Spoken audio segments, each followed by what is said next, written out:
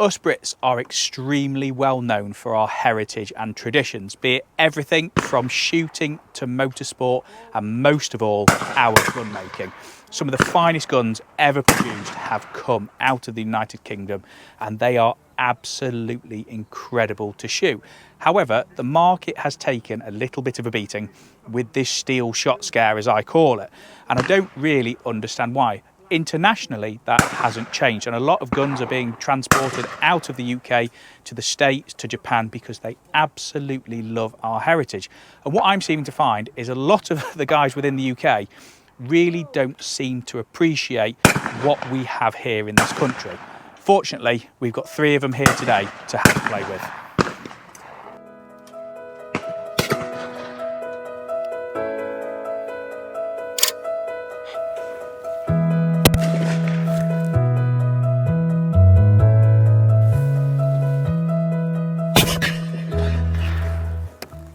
So, as I've said, the market for English guns here within the UK has been on the decline for the last 5 or 6 years, and values have really bottomed out. Obviously, this is due to the lead ban coming in and us having to change over to steel. People have been really nervous to invest their money into something they don't know is whether it's going to be suitable or not for the future. However, internationally, people are still absolutely mad for these guns. The Americans of the most, because they absolutely love our British heritage and the history and workmanship that goes into some of these guns. I mean, the Jackson of Nottingham here that we've got, obviously made locally. I mean, somebody 120 years ago has made that with a hammer, a chisel and a file. I mean, nobody nowadays can replicate anything close to this. So for me, it's one of those things that you're never going to find another one exactly the same. They've all got a little bit of flair into them. They might be shaped a little different, engraved a little different, but that is the thing behind these. Just the workmanship, the craft, the heritage, and that, you know, somebody did this 100 years ago. And I really don't get why a lot of us Brits over here are really not interested in it. I don't know whether it's down to we're just used to it. A lot of the Brits here, they want to shoot the big, heavy, modern over and unders. They don't want to enjoy and invest in our own heritage. And I think that's something really sad. Now, I don't think you need to go and spend a fortune. You can start off by spending a couple of £100 on something that you keep in your cabinet and you use on special occasions. And that's all it needs to be. I mean, something for like this example, this lovely Webley & Scott in fantastic condition, 26-inch barrels. This could be a nice little gun for somebody that they can take on 1 or 2 game days a year. And if you have to shoot non-toxic, I mean, let's think, a game day now can cost anything from £500 or £600 upwards. 2 boxes of bismuth is going to set you back £70. In hindsight, it is absolutely nothing to the cost of your day, and to be able to go out, put your tweeds on and do it like your great grandfather did. So let's take the Scott out first and give it a bash. So this is on the shelf for £1,250, 2 3/4 inch chambers, so it will take a modern cartridge, 26-inch barrels, choked 1/4 and 3/4, double trigger, semi-pistol grip, 14.5-inch stock. It is a beautiful light gun. I mean, Webleys were ever so well made and obviously supplied around the trade. So let's have a quick shot with it.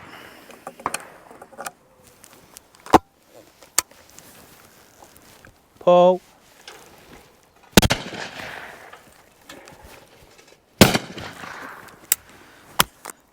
It's going to take some getting used to because I haven't shot it before, but I mean, we shoot some 24 gram compact 7.5s, hardly any recoil whatsoever.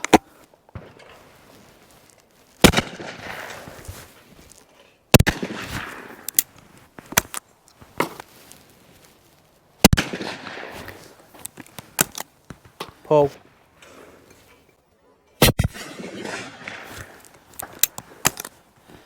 So awesome little thing to shoot. Obviously double triggers take a little bit of getting used to. Not shot side by side for a while. It's nice and light. I mean, it'd be a lovely little game gun for somebody. Like I said, a couple of boxes through business of this would be absolutely perfect.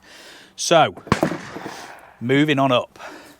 So Jackson of Nottingham, 30-inch barrels. It has been reproofed to 2 3/4. It is cylinder bored, 14.5-inch straight on stock, and it is side lever. This one is out of Dad's collection. It is for sale, and I will put a link to it on the description below. This, to me, this is proper tradition right here. We still do a couple of hammer gun days a year, and it is absolutely incredible to get to pull one of these out the slip with your tweeds on. I mean, Dad will shoot black powder occasionally. There's something so exciting about it and nostalgic. Like I said, I mean, to get to shoot something like this that's 120 years old, it would be amazing to know what it shot, and to be another one to put, you know, another pheasant or another partridge under its name is just absolutely incredible. So let's give it a try.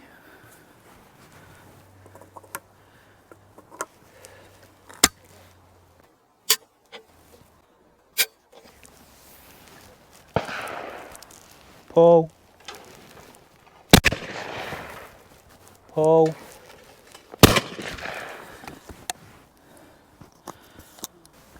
Pull.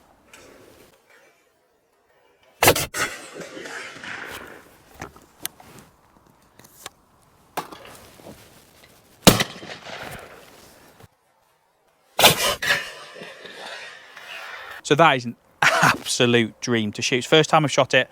Like I said, it's one out of Dad's private collection that he has renovated himself. So it's all been rejointed, reproofed, barrels browned, stock refinished. I mean, that is in the sunshine. I mean, absolutely incredible bit of wood. Like I said, there's something so incredibly special about getting a chance to shoot one of these. I mean, don't get me wrong. I mean, the F target on here today is absolutely monstrous. And I don't think it's cut out for it, but we'll have a bash.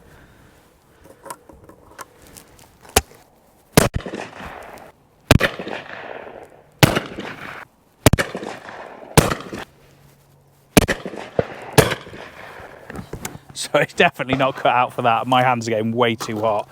I mean, this is cylinder board. It'd be a perfect little partridge gun. I mean, shooting skeet with this would be absolutely awesome. But I mean, like I said, I get really excited about stuff like this. Just thinking that, you know, somebody has spent hundreds of hours producing that by hand, and the chances of finding another one like that are near impossible.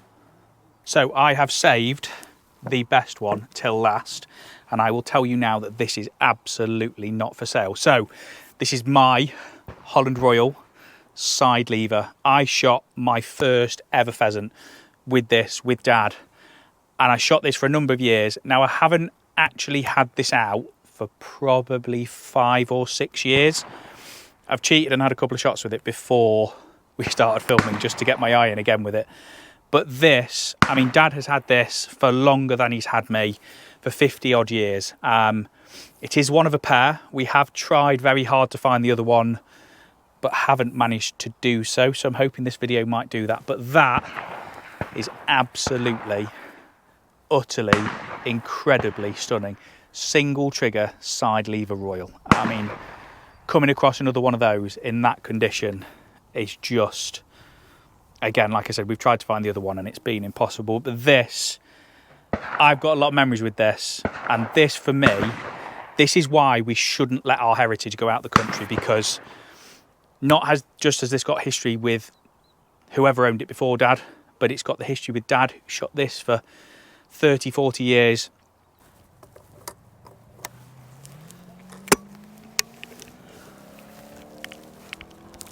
Pull.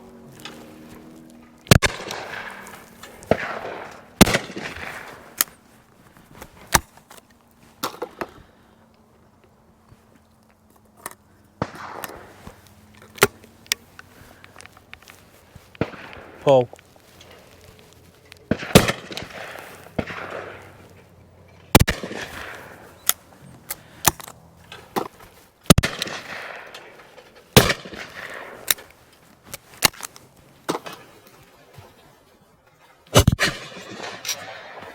So, as I've already said, and I keep repeating myself, there is something unbelievably special about taking something like this out and having a shot with it.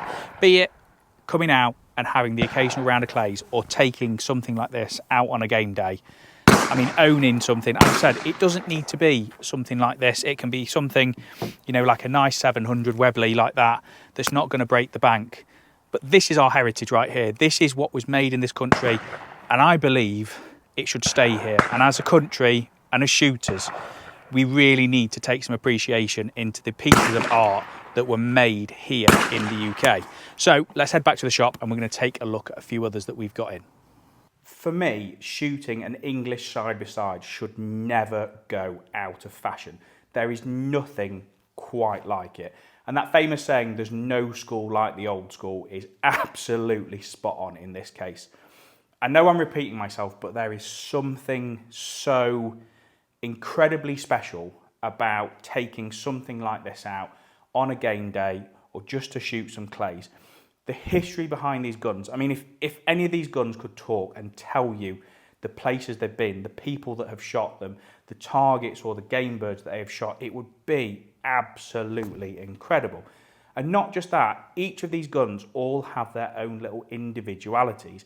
Because they're handcrafted here within the UK, each gun has its own little quirks. The shape might be slightly different, the engraving, the patination in the barrels, just nothing is the same. It's not like your off-the-shelf Browning, Beretta, Miracle, whatever you want.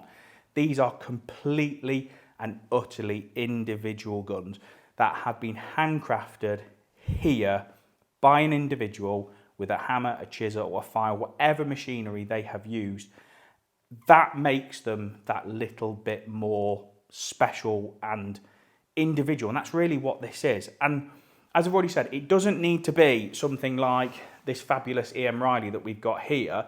You can start off with something like this beautiful box lock, non-eject, Tolly.